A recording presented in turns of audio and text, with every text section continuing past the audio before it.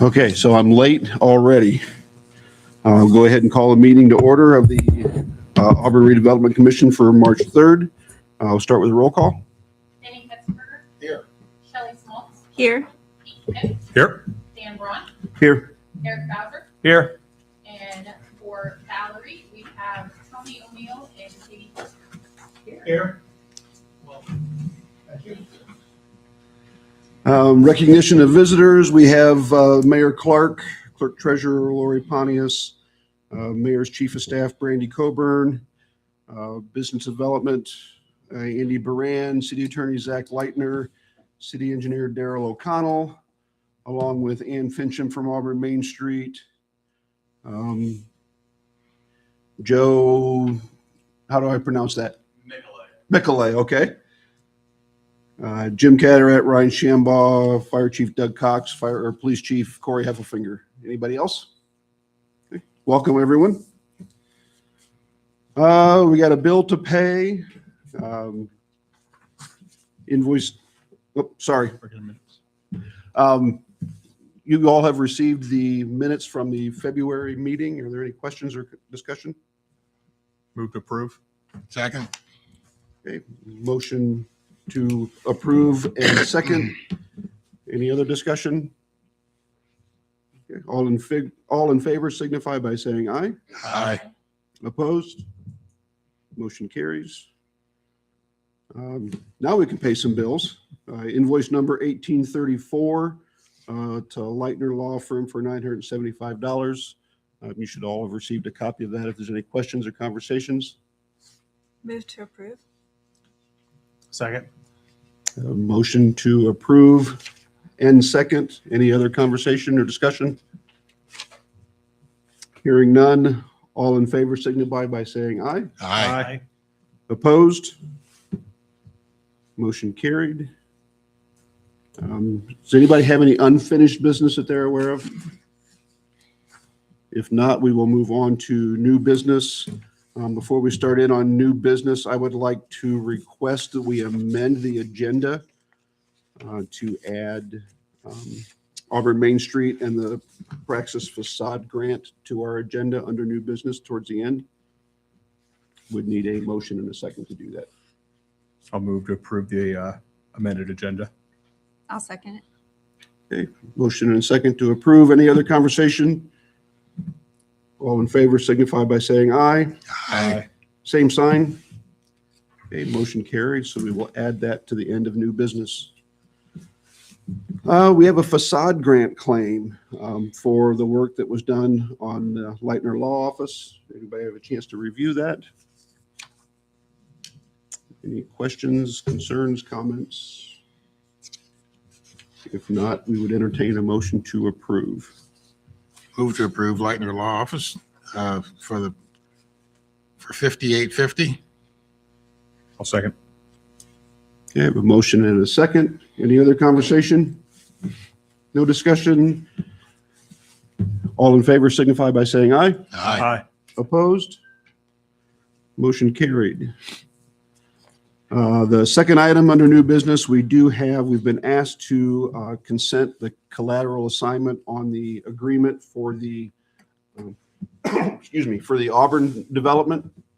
Essentially, the developers have applied for a construction loan, and our agreement with them for the remaining $1.5 million that we've committed to that project would be assigned as collateral to the financial institution that is making that construction loan, so that in the event the developers default on that agreement, they would still have the opportunity to come back to the Redevelopment Commission for the remainder of the funds, dependent on them still meeting our goals. Zach, do you have anything you'd like to add to that? No, you covered it pretty well. Just to, it's not asking us to pay any more money. This is simply in this situation where ADG defaults, the bank steps in and finishes the project. We would pay them what we would have paid Auburn Development Group based on the completion of the project. And the bank has to elect to enforce the assignment if a default happens. So it will be out there. It's valid once it's, it was approved by Board of Works this morning. It's Redevelopment Commission, because Redevelopment Commission is kind of in charge of, is who facilitated the whole process with the forgivable loan, is approving and consenting to it. But until ADG defaults, everything happens as normal. And if they default and the bank says, you know what, we're just not going to do anything, then we don't have any obligation to pay any additional funds beyond what completion percentage they have gotten to. Does anybody have any questions, comments, or concerns? Okay, hearing none, I would entertain a motion to approve, I guess, or deny, but I'll make a motion to approve the consent to collateral assignment of Auburn agreement as written. And if you would, could authorize the president of the Redevelopment Commission to sign on behalf of the commission. Okay. And I'll add that to the motion to authorize the president to sign on behalf of the commission. I'll second. okay, so we have a motion and a second. Is there any further discussion? Okay, hearing none, we'll call for the vote. All those in favor signify by saying aye. Aye. Aye. Opposed? Okay, motion carried. Next item on our agenda is the Ramsey Fuller project. This is a project that we've discussed in the past, has come back now. There was a meeting earlier in the year. I believe Shelley was potentially involved in that meeting. He is still looking for some support for infrastructure for an apartment / duplex structures that he wants to build in the area of Watson Estates. In that meeting, it was discussed the possibility of pursuing a forgivable loan. He has since reached out to City Attorney Zach Leitner concerning what that may look like. So we kind of thought, excuse me, Zach and I talked a little bit and kind of felt like that's something that we as a group should approve if we want Zach to continue down that road, to at least explore the possibilities. Kind of the way I see this going is we basically are giving Zach permission to investigate. There's going to be some cost involved for Zach's time, of course. And then from there, the Ramsey Fuller group would have to decide if that's something that they want to do, if they want to pursue it, and then they would have to come back with us with all the information, everything that we request that they require, or that we require of them before we would grant that. So this is just a very small step in what would be a very large process. I don't know, Zach, if you have anything you want to add to that, or maybe the mayor does too. So yeah, as most of you are aware, we started a process back in 24. Things did not quite work out. We looked into different options over the last 12 months, and several weeks ago came to the resolution that possibly this forgivable loan would be the right idea. Initially, they were looking at, was it 5.2 or 5.5? That was 5.5. 5.5 with that IFA. However, we didn't receive any primary plats, no supporting documentations. That kind of went to the wayside. The scope of the project is still 30 duplexes, single story, so 60 units there, and then 4 two-story multifamilies for a total of 96 units. Back there, it'd be on the west of Home Depot there, between there and Watson Estates.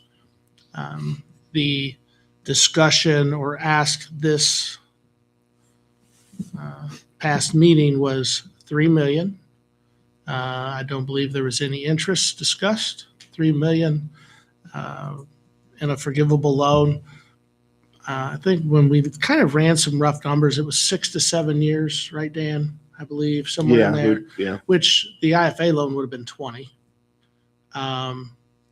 This would cover public infrastructure costs, the road that would go between Home Depot and Saboyas is split that large parcel, loop around and connect on Lenora east of the bridge. That would be a public street, kind of like what they have back off North Dewey, back in Castle Court. That's public roadway back there as well. That was one of the key components, is it ensuring that it was public. So that was the ask, and we believe that mechanism would work. We looked at some others as for some sort of reimbursement was the verbiage. That was kind of fell in a gray area that we did not want to be in. So we wanted to make sure, after doing with what we did with the Auburn Development Group, that mechanism seems to be a good fit. And at the end of the day, it's less of a financial commitment on the commission. So. And that's the initial step is the MOU, memorandum of understanding with them on kind of the very basic terms of what we're going to do.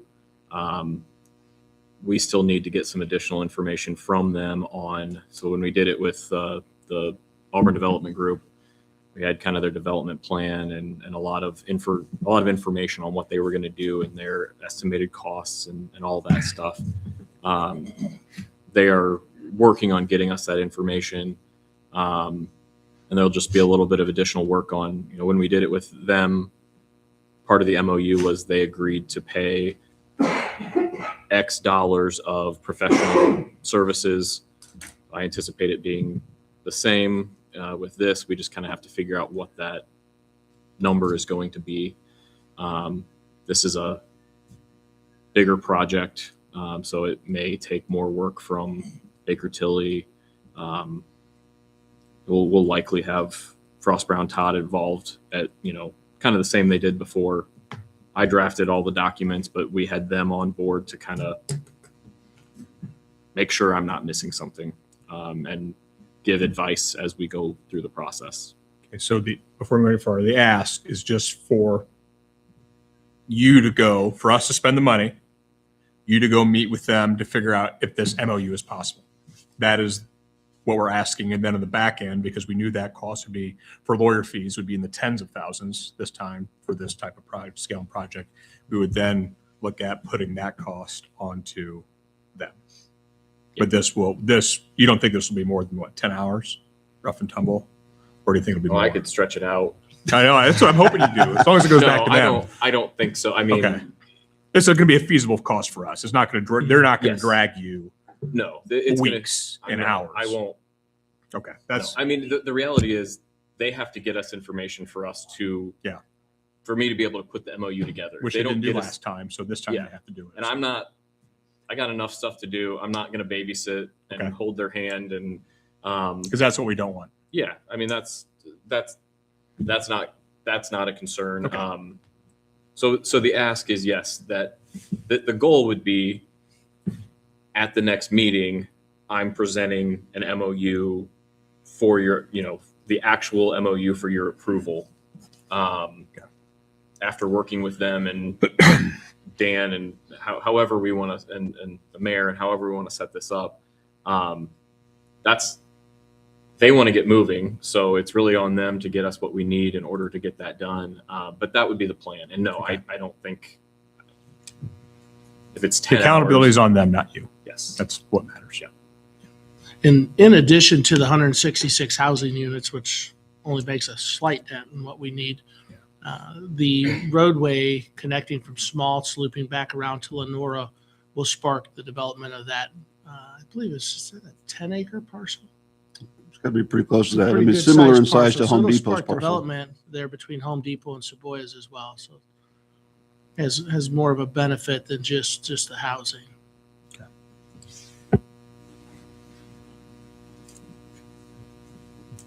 And for our school board peoples, those are Garrett Kaiser Butler. It's an interesting point. Nature of the beast. Mm-hmm. We can run a bus there. I'm sorry. I think I'm on. You are. We can run a bus there. Need a big sign right in the middle of the development like this. Two if needed. Yeah. You'd look good with a sign on your chest in the entrance, like. Whatever it takes. And for what it's worth, the entire area is already in that established TIF district. Oh, yeah. Yes. So Yeah. We know that. we don't have that extra work to do. Right.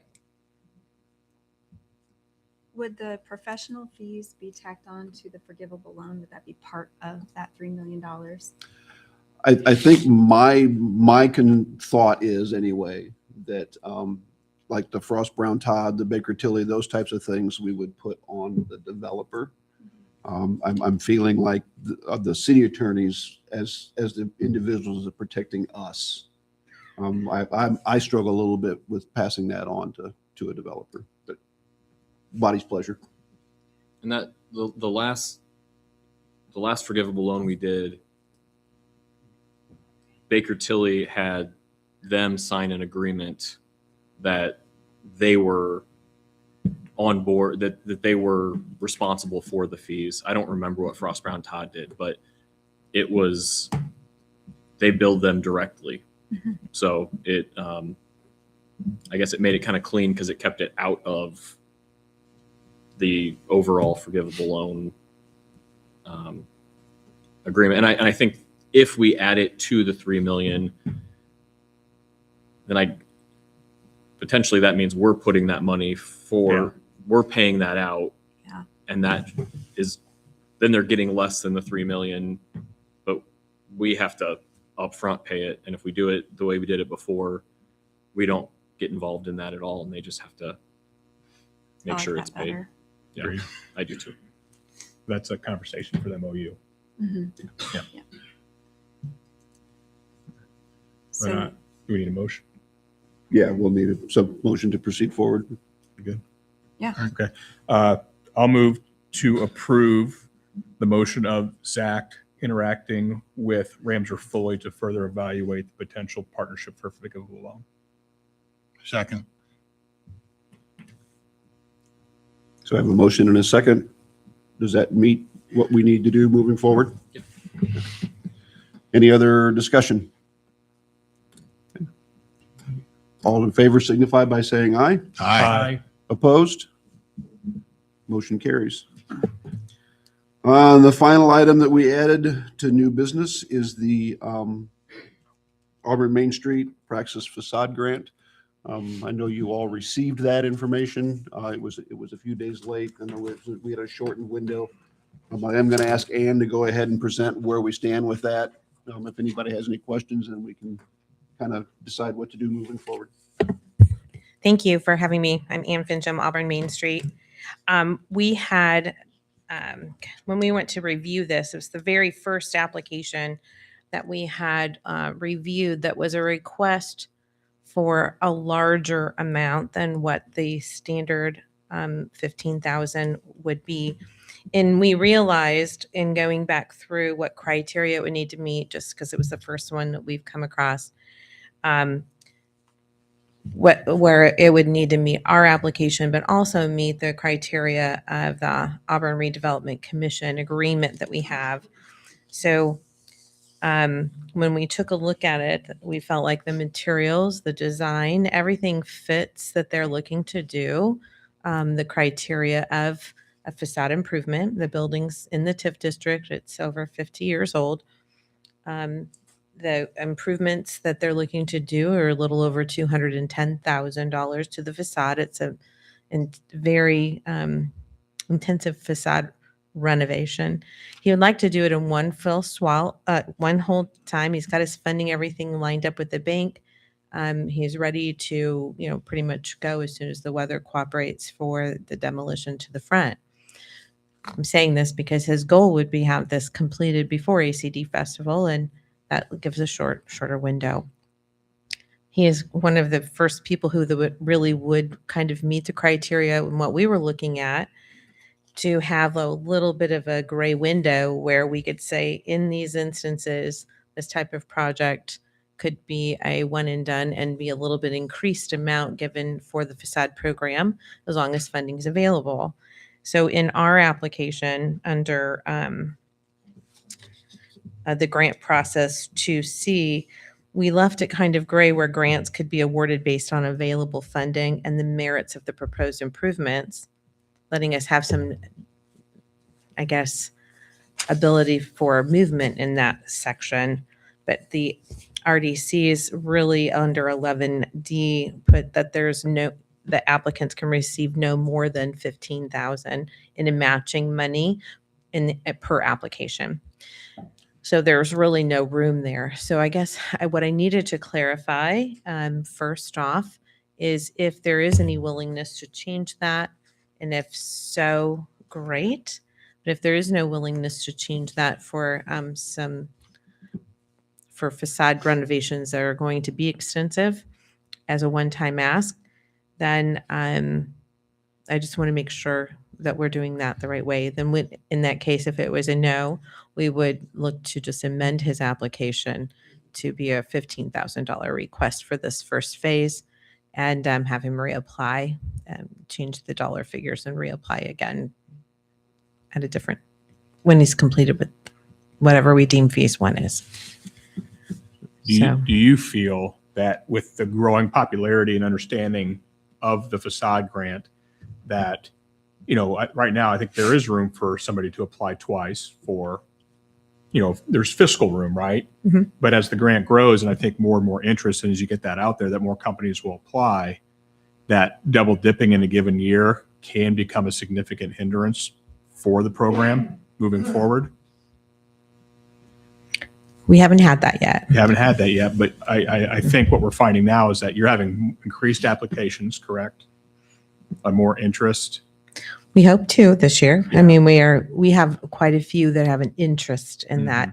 Getting the bids and pulling the trigger on the expense is a whole nother thing that we found, because we've had some of the people on the list have been really waiting a year to see if timing's right for them to do this kind of improvement.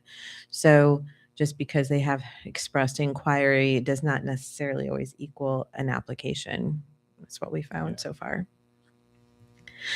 So currently, this would be the first ask of the year. So funds are currently available. But we also felt like in these instances, we probably should put a cap on what we would be willing to do. So not all 100% of funding would be eligible to go towards a project for a 50% match or anything like that.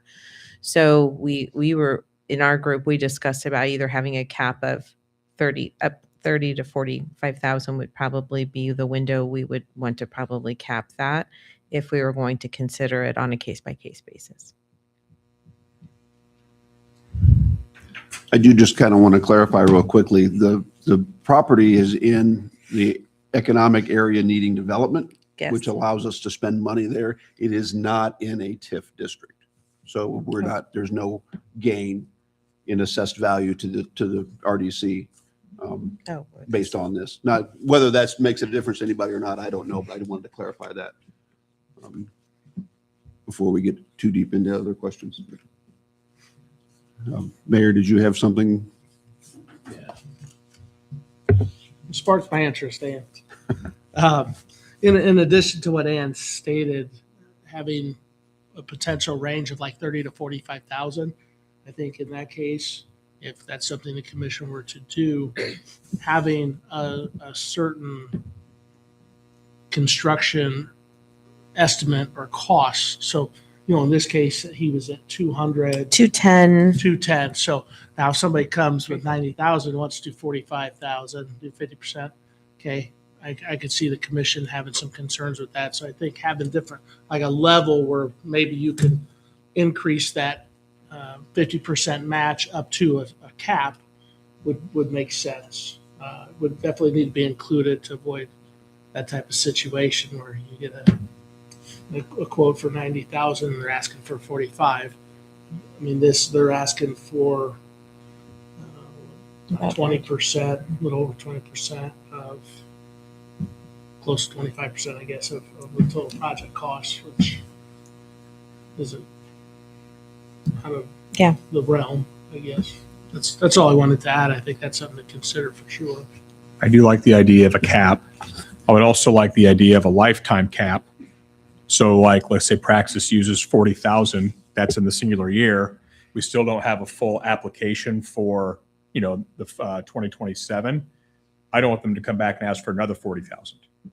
So maybe there's a lifetime cap of like 60, so they can apply again down the road. And then I also like the idea of based on application queue, because what we also don't want is like, let's say we have 5 or 6 companies that apply next year that all of a sudden all have $50,000 asks. And then that leaves out some of the smaller businesses that are on the main street, that are on the drag. So it's not just, because I think we're going to get into the interest level of multiple asks, you've built the queue, and as timing comes right and these costs maybe could potentially be decreasing or staying stagnant, it becomes more reasonable for these companies to ask. So I would want to consider more than just a max, but maybe a lifetime max and maybe based on queue of applications you've received. Yeah, I think we that's don't want kind to of set a precedent. You're right. Yeah. And discussions with Frank and Elizabeth Souter, they are the only improvement they would consider after this one would be completed is along Jackson Street. Mhm. And they might add a mural on that side of the building. Definitely not in anywhere close to the expense of what they're putting in the front facade, but that there might be some improvements along that street facing side, but minor. So just to give you an idea, when we first put this program together, we did not want to hinder people coming back or allowing them to be able to complete projects in phases, so that it wouldn't be a financial burden, or that they'd be encouraged to do at least a little something if they needed to come back if they weren't able to do it completely in the first year. So we didn't put a time limit on it, and we did want to encourage that usage. So. But because this it's is a really reimbursement, some of these smaller businesses might have to save up to pay for it up that's what we're front. seeing. So that's really like, well, practice is awesome. Just outside looking, they seem to be hugely successful. So they might have some of that capital up front, where a smaller business like a boutique or something downtown wants to redo their front facade, but it might take them 18 months or 2 years to save up that capital now that they know and understand this process. So I don't want those are hugely successful for us to use government dollars to not help the people that truly need it to. So I'm so happy Souders, they're going to put in 50 grand and to improve the area that needs improved, especially the area of town. But we want to make sure that we allocate those dollars for also those who truly need it. It's be like a one time. Yeah, correct. One time up to 50 grand over the lifetime of one entity. I guess that's what I'm kind of getting. Yeah, because anything else, the future would have to be something we would discuss if we were ever going to do it again. Yeah. This doesn't mean it's carte blanche. That's the only thing. Yeah, agreed. I agree. So that's one other concern that I think we need to address before we decide whether or not we're going to look at this individual application is the application, I believe, by rule is supposed to include an estimate. Yes. And I didn't see that attached in the I packet. that did we miss had. attaching that. We did have it. I was trying to do some when I came back to, so I thought that was included in it. We do have their estimate breakdown from Amish Brothers Enterprises LLC, and that's who's doing basically everything to the building. So their estimate was $210,350. Is there anything on that estimate that does not qualify for the facade grant? No. They are doing some stuff as you saw that the front part of it has it's going to be raised about another 1.5 feet along the front portion of it. There's a little bit, it's under roofing, but it's to tie in those brackets across the roof and to put in the drainage for that side of it, for the back side of it.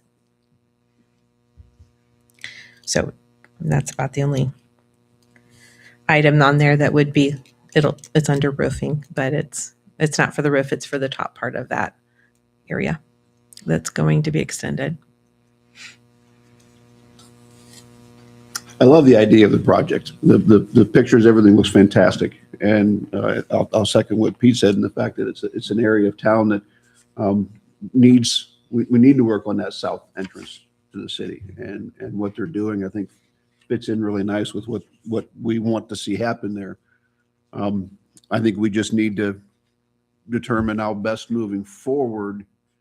I don't know, maybe Zach might even have an opinion as far as, what are our options at this point? Can we lift the cap and approve this at 45? Or Or do we need to lift the cap, rewrite the agreement, and then address the application at the next meeting? I think if it was a unanimous agreement to modify the terms of the current agreement, that we can get written up and all that for approval by the next meeting, I think we can do it, even though the current agreement says no more than 15,000. I'd be a little concerned doing that if there's any objections to that from any of the members, because we have rules in place that say no more than 15,000. But I think going along with that, we'd have to talk today about what is that language going to be, because there's the precedent aspect of it. We're wanting to take the reins off completely and say we're just evaluating all projects just based on what they're asking for and what money's available. Because once you do this, we can set some parameters in it, but once you do this, you've kind of said we're willing to do this, and you got to consider what happens from there. Sort of going back a little bit, but your discussion about, you could do a lifetime cap, or you could, one element that could be added from Auburn Main Street is when someone applies, if they've applied or received funding before, there's some aspect of the application that says in 2024, this same property received X amount of dollars. I think that if you want to do the lifetime cap, you can do the lifetime cap. But if you didn't want to, you could at least make sure that regardless of whether any of you are still sitting in those seats or the next redevelopment commission, they're getting the full picture that this entity or individual has come back time and time again, and then the commission gets to decide, do we want to keep doing that? But I don't think that's what we want. So I'm all for, to answer the question, like every 3 months, the same person is coming back, yes or no, because they've already over that 15,000. And I'm up for any different types of cost control measures. So it's not necessarily a lifetime cap, or maybe it's an annual cap, or whatever, the Auburn Main Street Committee deems potential, which really comes, I guess, back to you, Ann. What would be your specific ask of this group to help with this situation? So I'd be really careful to call it an entity, like one entity. We have several buildings owned by one entity, for example, and each building is eligible for a facade grant So separately and specific address individually. instead. So I'm just make sure that thinking's on, because we do have individuals or businesses who own multiple buildings downtown. And so if they were to come back multiple times because they're wanting to improve their buildings, it could be for different addresses. So I want to be kind about the request is per building or per address. It's not necessarily an entity. So Okay. just on that. But also, I feel like if we do make a decision to expand on it, I think that there should be some clarification as to what parameters we really feel comfortable working within. And as always, it's if funding's available.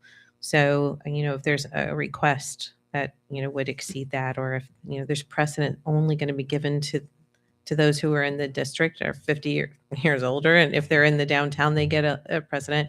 If they have been a recent recipient, they're not going to get as favorable. It's going to go to the newer person if it comes to that. If we get multiple applications at one time, that, it's not a guarantee that they would be able to come back through and be awarded the funding if it's not available, or if they're down the line, or if, because they've been already asked recently. I guess where we're at now is I would want to hear some very specific language Right. and control mechanisms from the architecture committee before we even discuss or vote on anything. I agree with that. Yeah, I'm not real comfortable changing things too much. Yeah. Kind of. Yeah. I'm afraid you're opening something that you're not going to like, if because there are other people who have done things and we have not paid the full amount or half of what they've spent. We gave them what we said we would give. And now we're saying, well, maybe we're going to do more. I'm not sure it's a good idea. And I'm not suggesting, I mean, obviously the commission's going to make whatever decision they want to make. If you, this is probably a moot point based on what you just said, but if you wanted to consider this request to make the change, we would have, I think we could come up with some very specific language for as far as the maximum amount that the commission can authorize, period, and then at a later date figure out that whether the lifetime cap, the controls, or anything, it's messy no matter how you do it. But I don't think there's no way right now we can sit here and come up with the exact language that I'm gonna just pull out of wherever and cover all of those so that you guys approve it without seeing the document in front of you. And it doesn't make any sense. It would be borderline malpractice, and not really interested in that at this time. I don't think in this singular case, I think Danny hit the nail on the head. It's not, we shouldn't decide to give one entity more money when we capped it for everybody else that came before them at 15,000. I understand the scope of the project is massive, but there were some companies that had like $40,000 and $50,000 projects, right? That we just paid only 15,000 based on. Correct. So Correct. Also, so what we envisioned is if, so obviously he's going to be able to, and we'll have him restructure his quote, but now he's going to have to break it down in phases, like not have a quote that's for everything. And he'll come back with phase 1, phase 2, and potentially phase 3 if he's able to fit it in and still get, if it's eligible and there's funding available, 45,000. which is, I But- think, how we have it structured right now. That and is how it should exactly how it's remain structured right now. Until we have additional language. The hard part is for anybody who's trying to do a project like this is where's the cutoff point? When do we pay for something ahead of the next application? It's not, many of you've had construction or been involved with it. It's very difficult to decide when things need to be ordered so it can get completed timely so that it can go to claim once a month and then go and reapply for the next one. So that is the reason why in this case, him trying to be done by August, it made sense to try to fit it, the whole thing. It's only a reimbursement. He doesn't get any money if he doesn't complete it. One ask, and coming up with a cap. I hope you understand the timeline and what they're trying to do. Also, obviously, we don't have to give funding. If we want to only approve 15,000, we can do that as well. But I don't know that the intention for someone who's doing this kind of project was meant for them to only get 15,000 because the scope's bigger. Well, but then are we going to go back and look at every other project and reimburse at a higher rate? Oh no, Okay, well, we that's- met with them and let them know they could do it in phases, and if they wanted to do it at a different rate or amount, they could have submitted it that way, and they didn't. Okay. So this is the first request of this kind due to the nature, size, and time frame to get completed. So, but I do understand maybe the changes, we want to keep it just the way it is currently as well. So our intention when we started it was to be able to have some flexibility with requests that come before us, and they So don't quite match up. So Based on your ask, I'm sorry, Dan, let me interject. Based on your ask today, what amount would you ask us to approve up to? And would that amount be kind of the precedent we would look at moving forward? So today, I don't think you have an ability to approve unless you want to say it's Unless a we wanna do one-time it like approval. Zach said, we could do it one off, One off. because is what you're asking for, because we have to do it today because of the timeline, yes? Or the recommendation would be to consider an approval at a counter offer of just 15,000 and to change his amendment to come before us in phases. Is it possible that is this something they could present? Can we approve 3 phases at the same meeting? It doesn't have to be staggered, is my understanding. I think it has to be 3 separate applications. It does. But if they made 3 separate applications, so I guess my question is, and I'm not saying that even necessarily that this is what I want to lean, but just how can we do this? Can we do one today at 15? And then 2 additional projects next month at 15 apiece. We don't have to change any kind of agreement, and we still get to where we need to be. The only concern I have with that is as a commission, we've not seen the entire bid packet yet. So I don't know what the commission's going to be in what the mood is going to be as far as approving even the current application at the lower amount, because we haven't seen the complete packet. Well, I guess if that's a defining issue, it's a defining issue. But if you wanted to approve the 15,000 and then moving forward, seeing the bid packet can impact how you vote on the rest of the applications. Can you use one bid packet for multiple applications? We'd probably need a defining line on what can be included in each phase. Cost? Construction.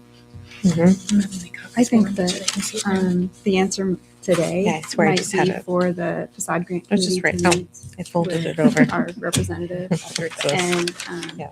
come back with a recommendation for next meeting. I haven't, because Eric's been No. kind of quiet. Yeah. No, And that recommendation. I'm just listening. That will be the recommendation for an amendment to our agreement.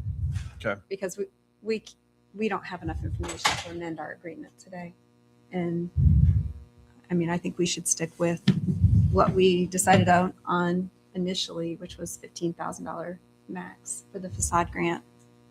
Per for today. application, Per application, right, knowing that we are open to multiple applications getting a calendar year. right. Also, my understanding is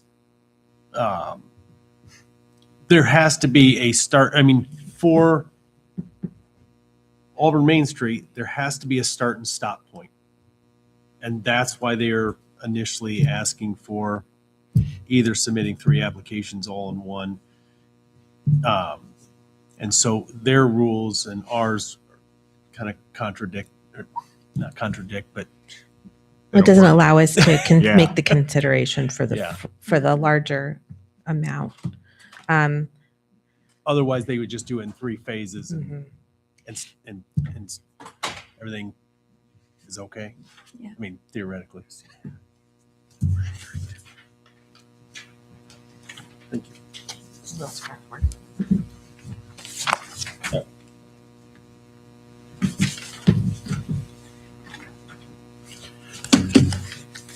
I mean, the rules say applicants may receive no more than 15,000 in matching funds per application. So could you do 3 at one time? You could, but and this is really your problem, not mine, but It's defeating the spirit of, yeah, I mean, you almost may as well just approve 45 if that's what you're going to do, because it's what you're ultimately doing.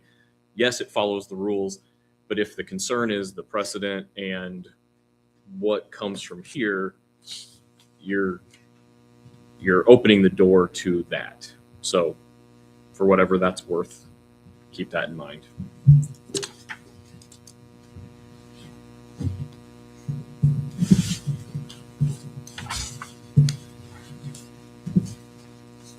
I'm just kind of giving everybody a chance to kind of review that information that was just distributed. If there's any questions or concerns, we can continue the conversation, but it absolutely fits. It just depends what we want to do today. yeah. We couldn't necessarily approve it with expectations that they are going to change this though, correct? Because we're approving it based on these numbers. So we would have to see something broke down in thirds before we could approve the initial 15,000. Yeah, I mean, that Yes. seems to make sense, at least the way I'm thinking about it.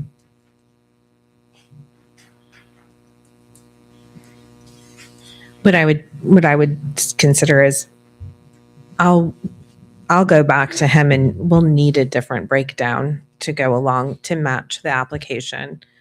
If we're sticking with 15,000, I'll have to reapply next month for it because I don't think that it can be approved the way it is currently with the submission of this bill because